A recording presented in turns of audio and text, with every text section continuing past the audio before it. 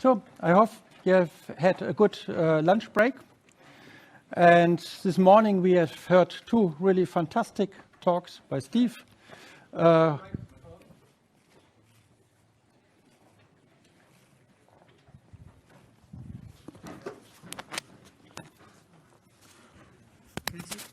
Yes?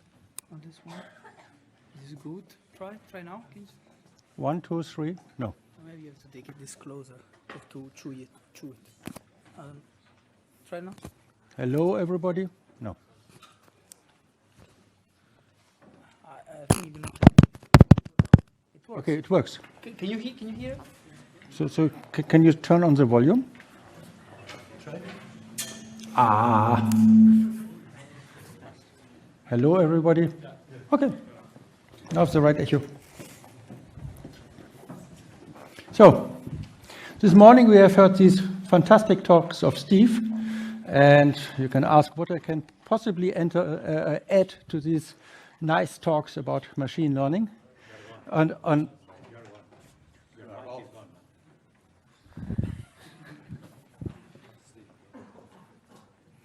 So, attempt number 10. Cluck. So the question is, what can I possibly add to these beautiful talks? And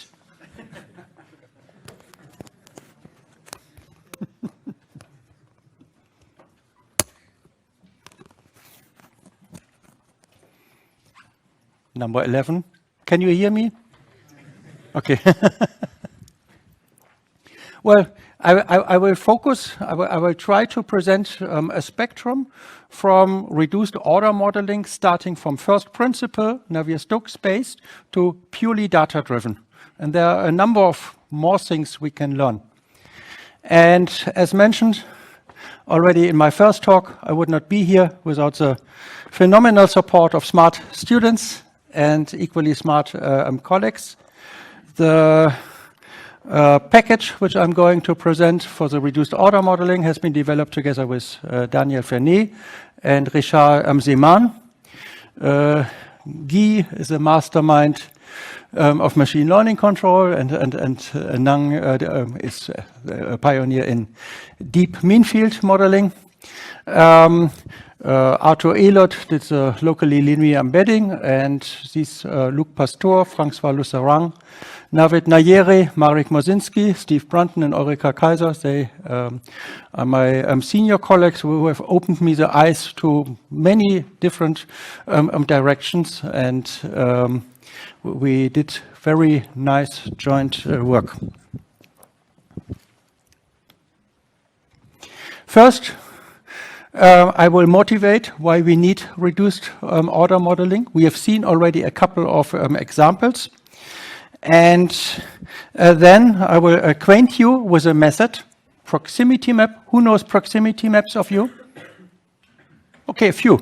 So after this talk, it will be many more. And I think before doing anything else with your data, you should do proximity map, because they really tell you a lot about your data.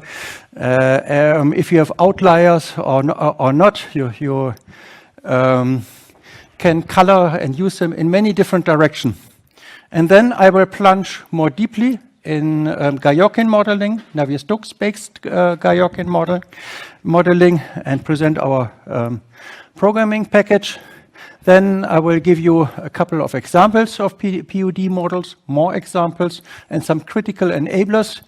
Then I will continue what Steve has discussed this morning, manifold models, two ways of arriving at these manifold models. And then I will end with cluster-based model, which is a purely data-driven model, so you do not need to know anything about the Navier-Stokes equation. This is something which you can fully automate. So this gives you a spectrum of reduced order models for different purposes. So why could we be interested in reduced order models? To some extent, this question has been answered by the previous speakers. I will add one perspective. So you could say that the reduced order model is kind of the glue between your theory, where you have equations which are which have limited validity, to your data. And so in the theory, you have understood a lot, but you have a very low accuracy. And if you look at your flow data, you can be very accurate, but you understand very little. And so these reduced order models kind of lifts your understanding by focusing on the gist. You can also take a computational view. So these may be the coherent sizes of the coherent structures which you want to resolve. So these are the finest structures, maybe the Kolmogorov vortices. These are the large-scale structures. If you want to resolve all of them, Navier-Stokes based, then you have to do a direct numerical simulation. And we know that this is extremely costly. And even when I'm walking here up and down, I create a von Karman vortex shading. It will be next to impossible to solve this numerically. So one simplification is you remove the small-scale structures and replace it with a model. The Smagorinsky model, and you assume that this transition is universal enough so that you can deal with one closure model. And you can go a step further and you can say, okay, I will take the unsteady runs equation. Your dynamic resolutions is now limited to something like an oscillatory flow. So it's very, very limited. And the reduced order models are somewhere in between. They resolve less than large eddy simulations, but they resolve significantly more than unsteady runs. Of course, you pay for this accuracy a price, and the price is that these are more configuration specific. And this is the range where you also want to do control design and optimization. At the moment, you do run simulation. Essentially, you believe the coherent structures are not interesting to you. You only want to know the mean flow here. So this is a computational perspective. Then there's another perspective, understanding. If you read Prandtl's paper, the fluid dynamicists at that time were very inspired by the Orr-Sommerfeld equation. And there was a hope that by understanding the instabilities of the flow, you can also learn something about the coherent structures, and you can also learn something about turbulence. And one of these passes have been mentioned by Steve this morning. One pass is the following. Of course, you know that the flow, the dynamics of the flow changes with the Reynolds number. If the Reynolds number is small enough, you have a steady flow. So you have a fixed point. At some point, at some critical Reynolds number, it becomes oscillatory. We have seen the cylinder wake already. Then this instability is called Hopf bifurcation. And one scenario which has been hypothesized by Landau and Hopf, 41 and 48, is that you find more and more of these Hopf bifurcations, in fact, infinitely many as you increase the Reynolds number, and turbulence can be understood as a sequence of infinitely many Hopf bifurcations, creating more and more frequency. So this looks very appealing, but this picture is wrong, because at some point, you have something like a cascade. So you have an activation of many frequencies. So at the moment, for instance, you have a vortex and you have a vortex filament deformation. You create turbulence. And this is not a bifurcation anymore. So nice scenario. Good to have these smart people on board. But this was not a good theory.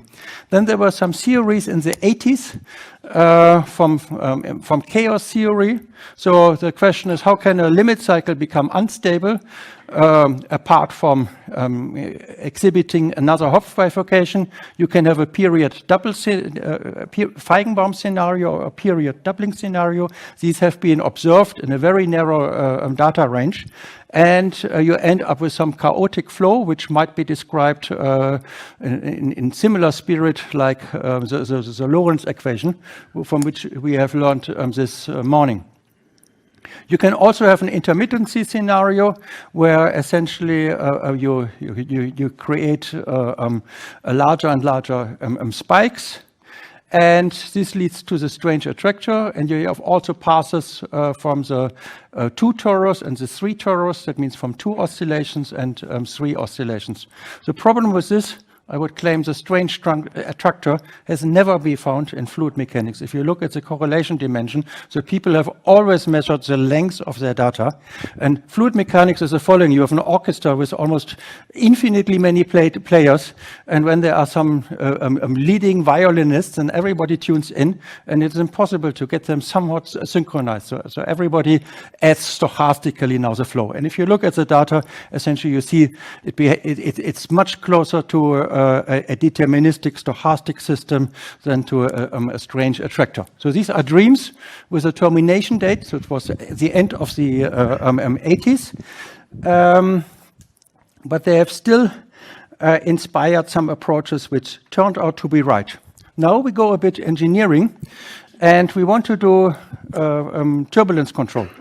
So with turbulence control, we need some actuators and some sensors. And the question is, of course, where do we place these actuators and sensors? What type of actuators should we use? Where do we place them? Which amplitude range should they have with frequency range, and so on? And you can ask the same thing for the sensing. For the sensing, it's easy, but if the actuation is wrong, you have lost. And now we do not have time for myriads of high-fidelity simulations. So one approach is typically you make, say, few well-chosen large eddy simulation, or you use a plant you truly believe in. And from there on, you try to distill some reduced order model. And the reduced order model allows you to explore new, better minima. And of course, at some point, you have to test them. So essentially, the reduced order models has less accuracy, but a broader range of operating conditions or control laws. And actually, this approach occasionally works. Now, the next question is, how should we characterize coherent structure? And Xavier did a wonderful talk on the first day. I will remind you how the vortex shedding behind the cylinder wake has been viewed. So here you look at a smoke visualization around a cylinder, and if you would not know anything about the Galerkin model, you would say, oh, there are vortices. There's a vortex here, which goes like that, another vortex here, and so on. So the vortexes move downstream. By the way, it's called von Karman vortex street, because von Karman has built the vortex model describing these shedding. So here you adopt a Lagrangian view. You say these coherent structures localized are important. You look at the vorticity and you characterize the vortices with maybe a Rankine vortex and some circulation. And the dynamics is described by Biot-Savart. So this is our vortex, is a vortex model. So these vortex models are the models of the first hour, and hundreds of them have been constructed. They are very robust. We even use them in industry because of their robustness. But there are some disadvantages. The disadvantage is typically they are limited to 2 dimensions. For 3 dimensions, they essentially become CFD. Another approach is you look, for instance, at the V component here on this x-axis. So these 2 vortices, essentially, they create a downwash. This one creates an upwash. This one creates a downwash. So it does not create much fantasy to see that, oh, there's a traveling wave. It goes like that, that.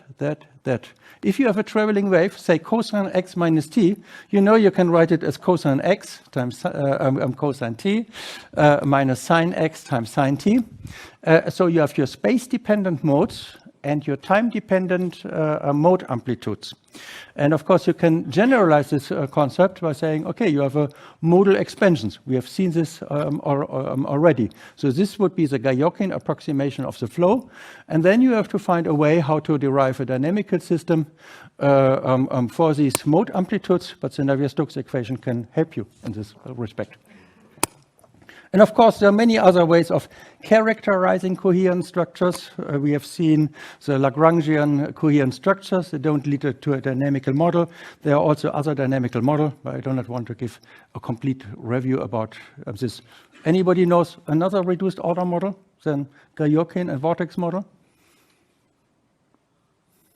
Well, we have heard already one. Parabola stability equations.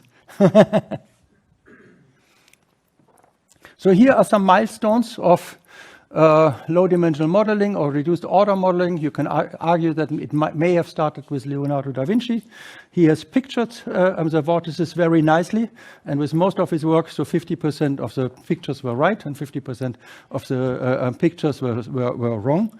Helmholtz has laid the foundation of vortex methods with his famous Helmholtz vortex laws. Galerkin has pioneered Galerkin methods, not in fluid mechanics, but for membranes. And then Lorentz essentially made us aware of that there could exist, that chaotic motion is something which we consider as generic. So that means if we have two states which are close, we should expect them to exponentially diverge. As you can see, the photos have become increasingly better over the last 500 years. Now we go to a tool which we are using essentially in every application, proximity map. And the main idea is very simple. So you have, say, you have your snapshot data. Maybe you have 10,000 snapshots, 1 billion grid points each, and you would like to see how much sense they make and how close they are. So what you are doing is you consider here your original snapshots in a high-dimensional state space, and they have a certain distance from each other. So it could be done measured with a Hilbert space norm or whatever. So they have a distance from each other, and you would like to project it in, let's say, a two-dimensional plane such that the distances are preserved. If you have only 3 snapshots, it can be done. It's very easy. If you have more, of course, you can only do this job approximately. These coordinates are called feature point, and they typically give a very good guidance on the proximity of your data, but they can, of course, also fool you. So here's the mathematics behind it. So the optimization is the following. You say, okay, try to find a mapping from the high-dimensional space to the low-dimensional space such that the error which you make, average error on the distances, is minimized. So these are the snapshots in the high-dimensional space. These are the feature vectors in the low-dimensional space. This is the distance between the M snapshot and the M snapshot. This is the same for the features vectors. What you want these two differences to be small, and in fact, you want the cumulative error to be minimized. So find a t that E is minimal, and this problem can be solved. It turns out if you don't add further constraints, then gamma 1 and gamma 2 are the first two POD modes, but typically you would add more constraints, and then you would link your feature space also to your performance and other things. So what did I do? Well, the executive summary for professors is look in Wikipedia, and for students, apply a CMD scale in MATLAB. There are several degrees of freedom. So 1 degree of freedom is you can move the point in the feature space. What do? You center them so that the average is 0.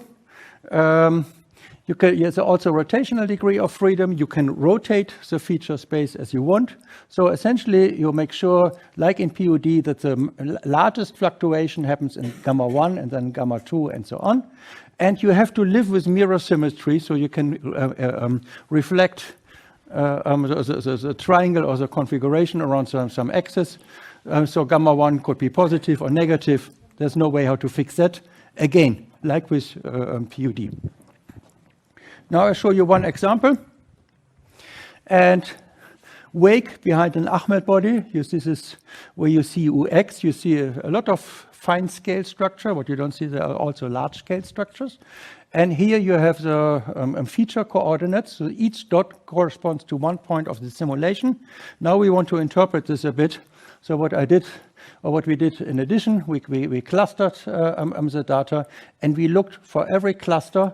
We looked at the drag. So this is the drag, this is the lift, and this is the side force. And when you look a bit closer, you see here on the left, the lift is negative, the side force is negative, and here the side force is positive, and here it's nearly neutral.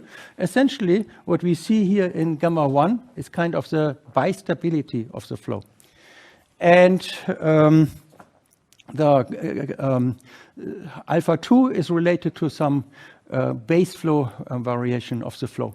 So this gives you one example of the proximity map, and we'll see others in the future.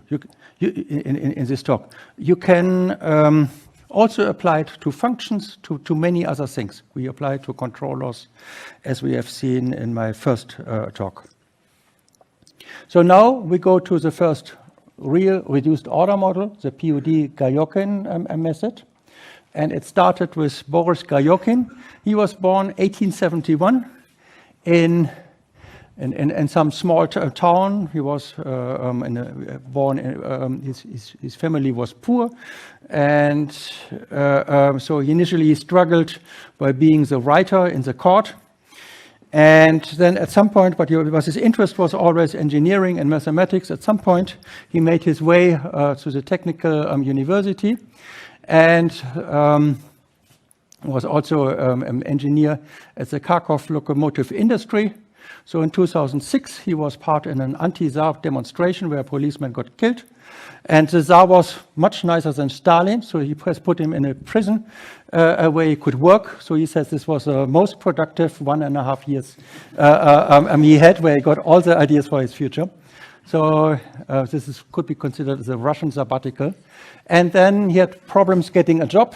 But at the end, he entered at the Polytechnical Institute.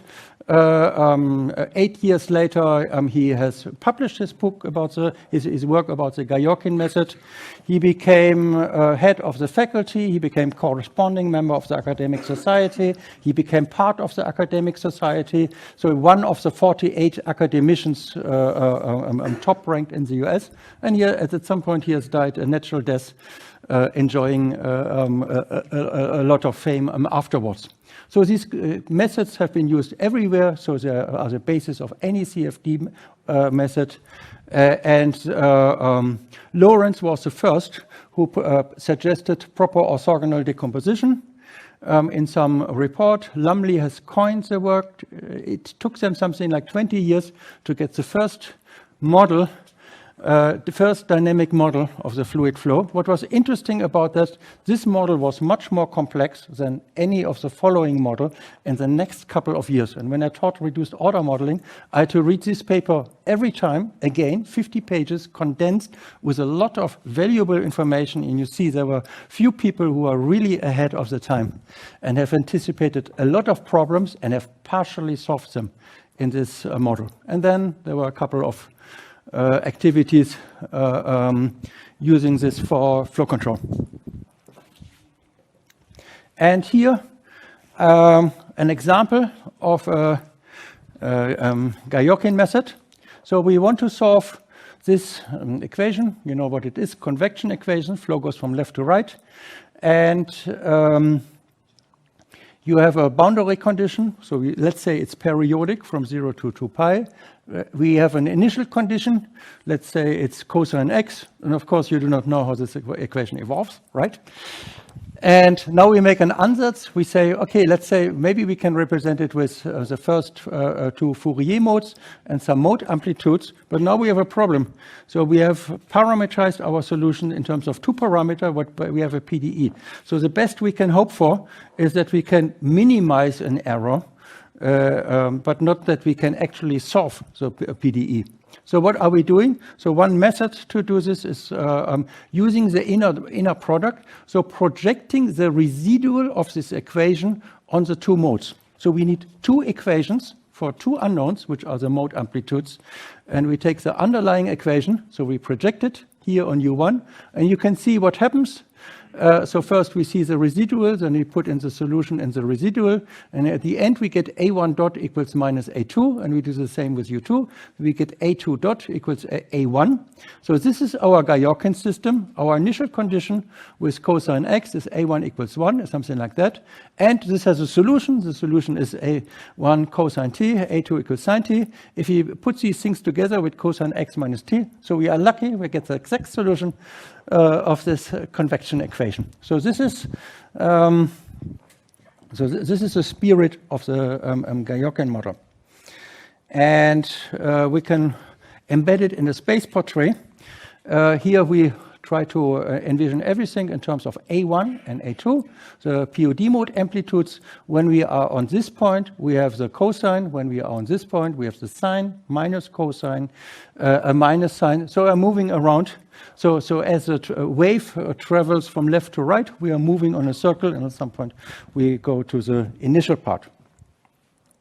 Of course, when we go to the Navier-Stokes equation, we have a bit more work to do.